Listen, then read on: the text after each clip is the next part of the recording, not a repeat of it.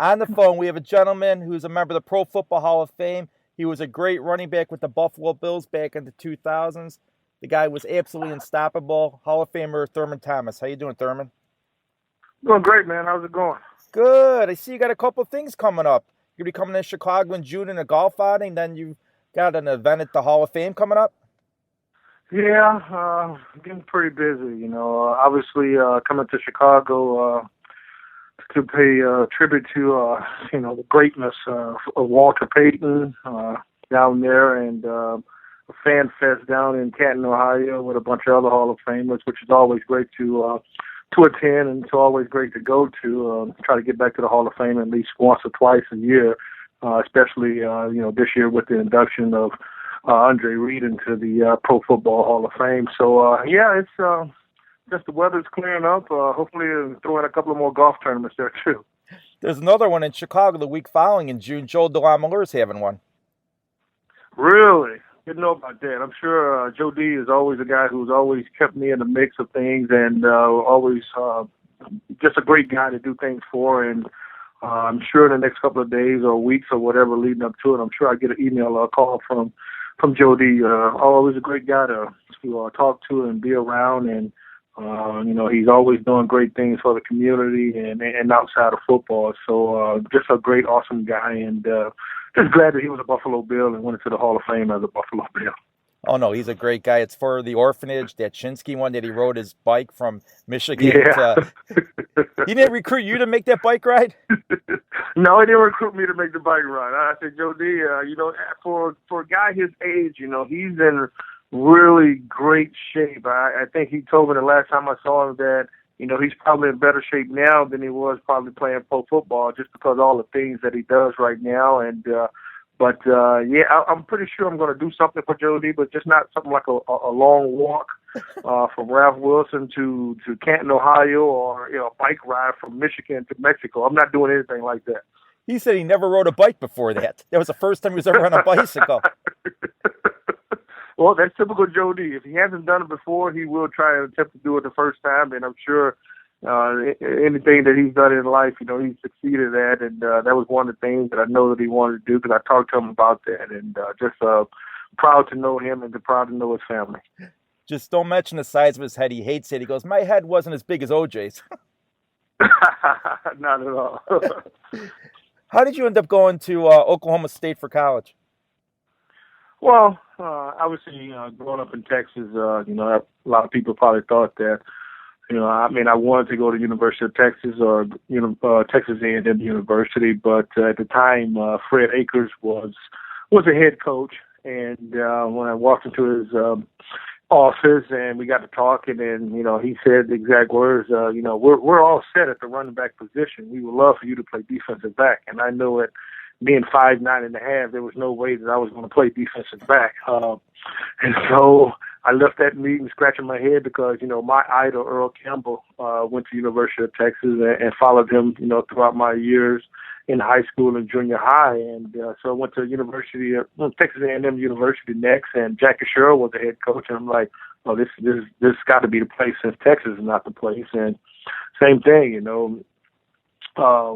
he wanted me to play defensive back, and I was like, man, I got to go somewhere where somebody want me to play running back. And got a call from Jimmy Johnson, asked for me to take a visit, and I went down there, and Jimmy said to me, I heard that Texas and Texas A&M want you to play defensive back. Well, I tell you what, if you come here, you're going to be sixth in line at the running back position, and it's up to you to work your way up. And I said, Coach, you got a deal. I'm coming to Oklahoma State. So that's all how that happened. Another guy who was a running back there wasn't too bad, and Barry Sanders. No, it wasn't too bad. I'm just thankful that I was there a couple of years before he got there. So, obviously a great talent. End up winning the Heisman Trophy the year after I left, and the 2 years that I spent with Barry, you didn't really know that he was going to be that explosive. You seen some type of way that he ran and some excitement, but once he broke through college and then all of a sudden got to the Detroit Lions, just burst on the scene and just had an outstanding, fabulous career. What was your coach like?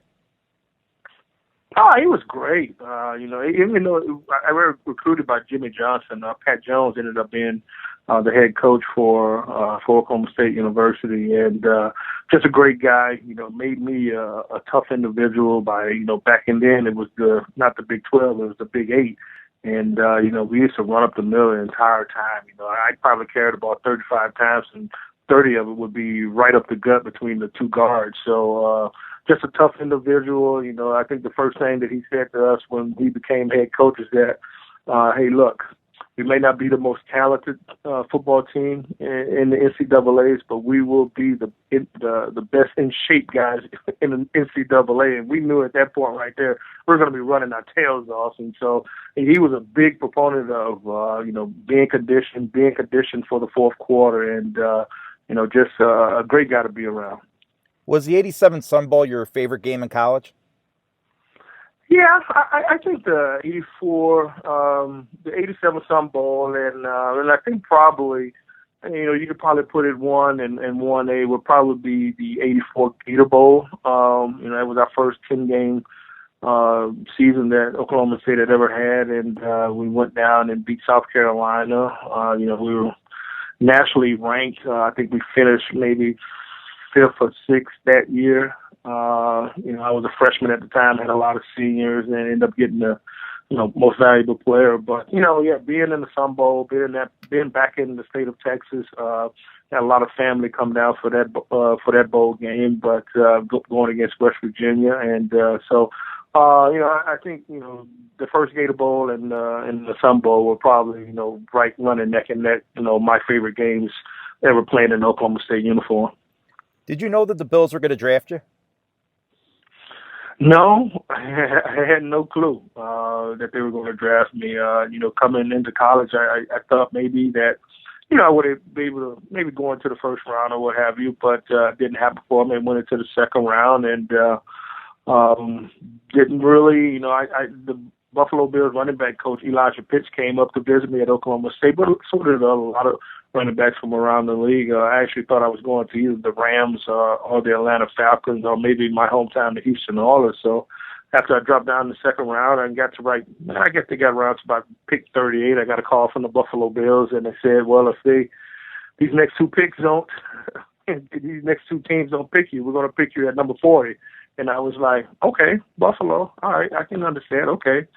Even though I'm from the South, going up, to the north, northeast, never been that far as Oklahoma. Should be pretty exciting, going up. I'll be close to the Knicks and the Yankees and everybody, and, got to Buffalo and was just a total culture shock. Just so far away from New York City. But I really, at that point, didn't have any idea where I was going to get drafted. I think Andre Reed said it was like snowing in May sometimes when you had these mini camps.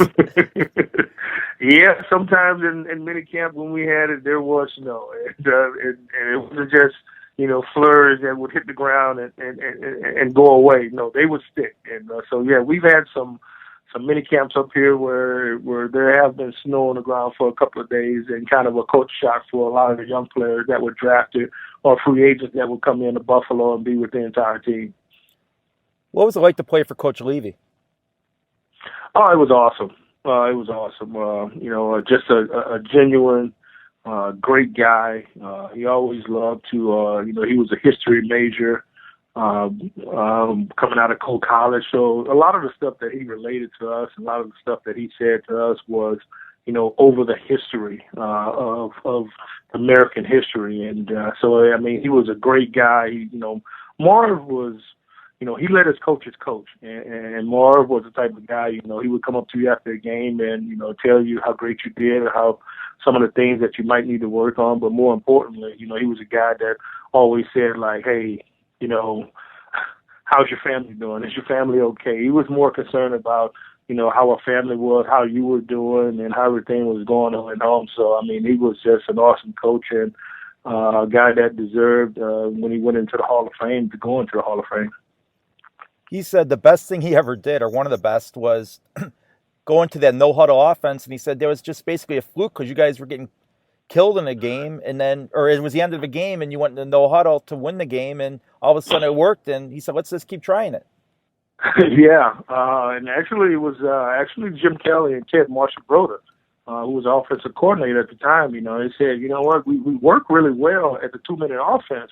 Why don't we try and do it for the entire game? And Marv been kind of wanted to go that way, but we started running it, and we were very effective at it. And Marv said, okay, if that's what you guys want to do, you go ahead and do it. And so sometimes we would score 30 seconds in one play or in two plays. Or sometimes we would have, drives of 10 or 12 plays, but we were still continuing to run the no-huddle. So then obviously if you score too quickly, the defense gets pretty upset at you. And there were some times where, Bruce and Darryl and Cornelius, those guys would say, hey, man, can y'all give us a break? Y'all scoring too fast. But, that was the pace that we wanted. That was the pace that Jim Kelly, Ted Marshall-Broder, all those guys liked, even offensive linemen. They liked that type of up-tempo offense because, they knew what they were doing, and the defense had to get set. They had to substitute and things like that. So, but it became part of not just a 2-minute drill, but just the entire part of our offense. Who would call the plays? Would Marshall-Broder call the plays, or would Kelly have freedom to just call the plays right in the huddle? No, Jim and Marshall-Broder, they worked really well together throughout the week, and even during the week, sometimes Jim would always call his plays. But yeah, when we were out on the football field, it was all Jim. Marshall-Broder had nothing to do with the plays that Jim called, and Jim had a great feel for, hey, if we're running the ball effectively, we're going to stick with the run. If we're passing the ball effectively, we're going to stick with the pass. So Jim had a great sense of what we needed to do at certain times, and our center, the late Ken Hall, he was a big factor in it too. And sometimes Jim would call a running play, and it might be the wrong running play, and then Kent would look back and say, no, you can't run that. You got to run something else. And so, on the offensive side, we were all in that together. And but most of the time, 95% of the time, Jim would call all the plays. The only time Marv Levy got to call plays was when we're in short yardage or goal line situation. That game against the Oilers in the playoffs, did you have any idea that you guys could come back in that game? After being down 35-3, at that point in time, you want to maybe score a couple of touchdowns and make the game closer, get the game a little bit closer. But I know one thing, the leaders that we had on the football team, Darryl Talley, Cornelius Bennett, Bruce, and Darryl got everybody together, as many guys that he possibly could on the sideline. And his words were, when we were down 35-3, he looked at everybody in the eye and said, now we got them right where we want them. And so everybody was like, really? It's 35-3. And so, we started coming back, and all of a sudden the momentum shifted. The crowd because the stadium holds 80,000. It was only about 65,000 folks in the stadium that day, and the crowd got really into it. People were leaving, but people were trying to get back into the stadium. And once we got that momentum, man, it was just like it was something to be around. And you can tell on the other side of the ball with the Houston Oilers that they were kind of like in shock that this was happening, and I was just happy to be a part of it. It had to be kind of fun to see the coaches fighting on the sidelines with Kevin Gilbert and Buddy Ryan. Yeah, it was. Anytime you have Buddy Ryan and Kevin Gilbert on the other side, I think more importantly, the one guy that that I really felt sorry for, really felt bad for, was Warren Moon. Warren had been a great friend of mine for the first couple of years that I was in the league, living in Houston. We used to work out a lot together, and I really felt bad for him. They had an outstanding team. A lot of Pro Bowlers, a lot of guys, who knew how to play the game, and you could just see his reaction, after the game. It looked like, a lot of their players really wanted to cry and really wanted to know what happened. How did we not win this football game? So it was a great game for us, bad game for them, but you feel bad for those guys, even though you did win the game. You feel bad for them not really putting us away, and so we were able to come back and win the football game. Did you have a favorite Super Bowl of the four? No, not really. I think when you go to four, you lose four. There's really no favorite that you think about. You only think about what you could have done differently to try to win one. And that was the mindset of our football team. We talked about it afterwards, after every Super Bowl, but it's just not a good feeling, to have when you lose not only a Super Bowl, but when you lose any game, because you try to come back the following weekend, you try to correct things, but knowing that was the last game of the season, we know that we had to, wait a full off season to come back and try to get the opportunity to come back and win one. So no, it was. The good thing about it is that I think as teammates and as players, grew closer together, became closer friends. And the atmosphere around the Buffalo Bills those 4 years was that we really did care about each other and really did care about each other's families. So I mean, you can't really say that I was happy with this Super Bowl, even though the first one that we played in was the best game that we played. It was the closest game that we played in all 4 Super Bowls. But eventually the Giants came out on top. But anytime you lose a big game like that and lose 4 in a row, obviously you're going to be hurting for not only for your teammates, your family, but you're also going to be hurting for the fans of Buffalo too. You should have been the MVP in that first Super Bowl over Otis Anderson.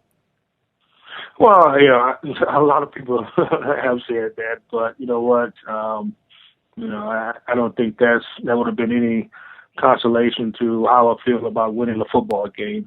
Sure, it might have been nice, but you still would have had that L next to your name, next to your team name, after a Super Bowl. So it really, a lot of people have told me that, but you know what, if I'm going to take an L and a loss with my team, even though I would have got the MVP, it still would have been, not a really good feeling. Everybody talks about how hard it is to win a Super Bowl. I think what you guys accomplished was 4 times as hard because you went there 4 consecutive years. No one's ever done that. Yeah, if you look at the game today, it's hard to get back to back with the teams that you have coming up. And I know Seattle just won this past Super Bowl. It's going to be very difficult for them to get back because everybody's going to be shooting for them, and they're playing in a tough division. With the Falcons and San Francisco. So it's in New Orleans. So. They're in a tough division, and I'm sure there's going to be a lot of teams after them. But I think when you think about Seattle, they're a very young football team, and sometimes you can probably see their effect on. It all depends on how Pete Carroll and all the other guys are going to be able to handle this off season. I'm a big fan of Russell Wilson, but it's like every week I turn on, I see him doing something totally different. I'm like, dude, you need to start focusing on football right now, though, because he's been on. Leno, Letterman. I mean, he's been on every single show and just doing a lot of things. But I know that goes along with winning the Super Bowl and you being the quarterback of a Super Bowl winning team. But, eventually, those guys are, they're going to have to go back to work and because it's going to be a difficult season for them to come back because I think they think that, okay, you know what, we can do this again. Well, it's not going to be that easy, and I hope they know that. How did you feel when you went in the Hall of Fame?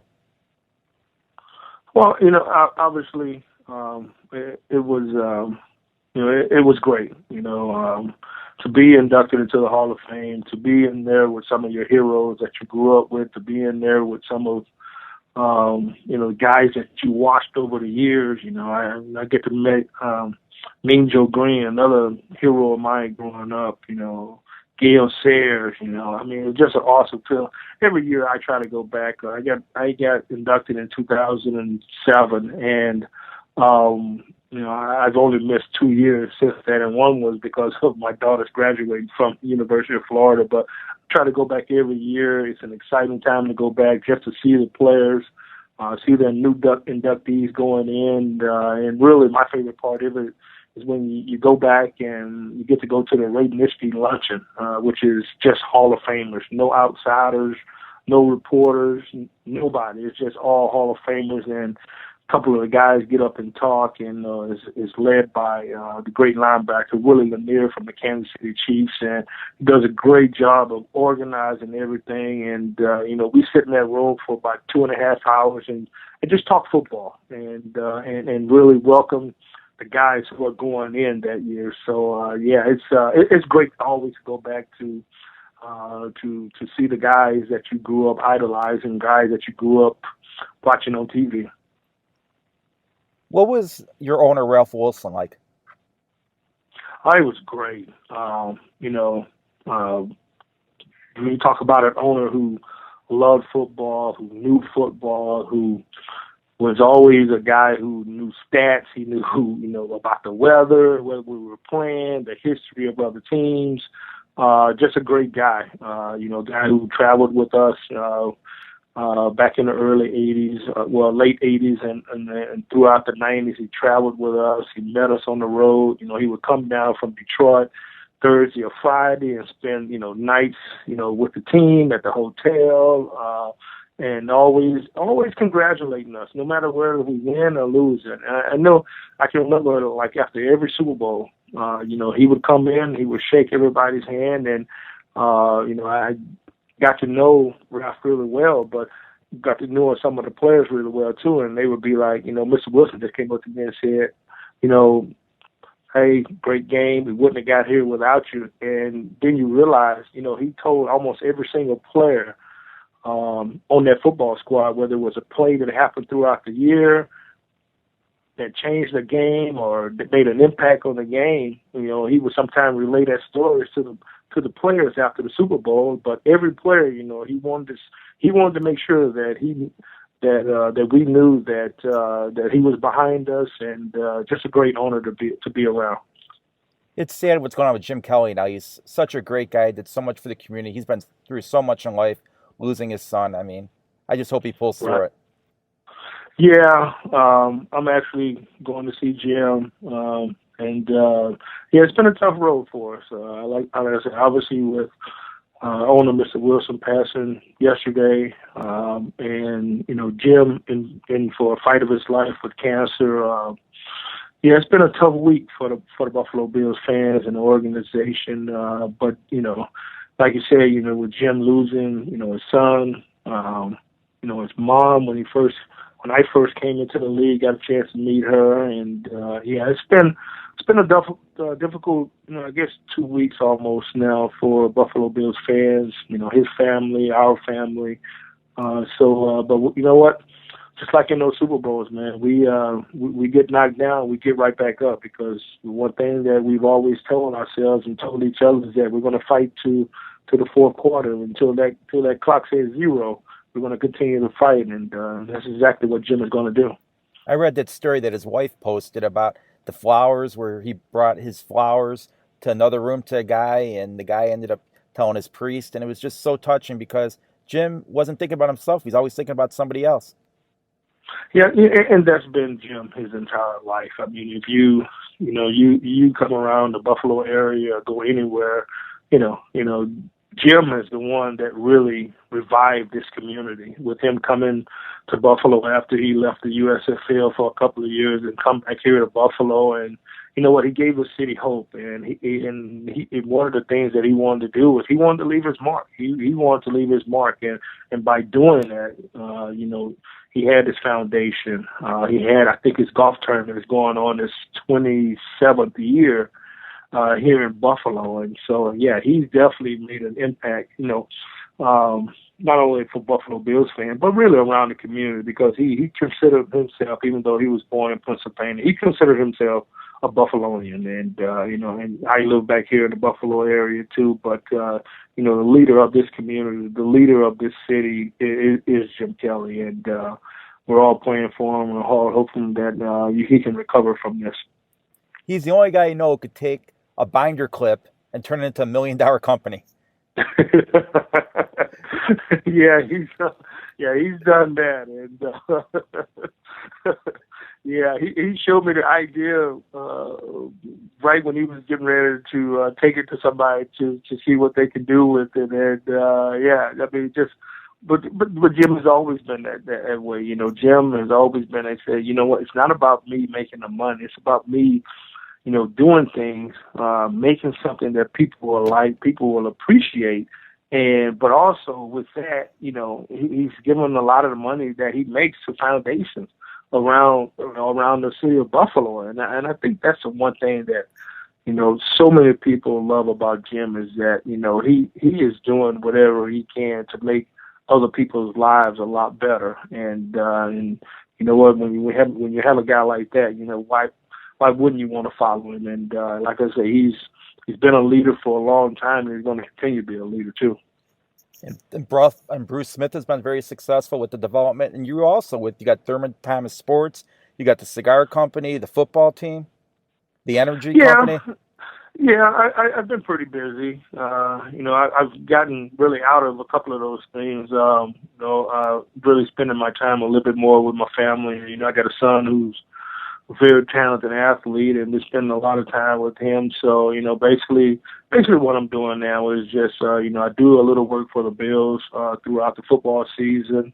And I work for an energy company, and so I just recently, you know, got into the telecommunication business. So, you know what, it's something I've been doing all my life. I love to work. I love to meet people. I love to get out and have conversations with, you know, just about anybody that want to talk about anything. You know, I think I'm very knowledgeable on a lot of different things, but also on the flip side of that, if I don't know something, I'm always willing to sit down and listen and to try to get a grasp of it.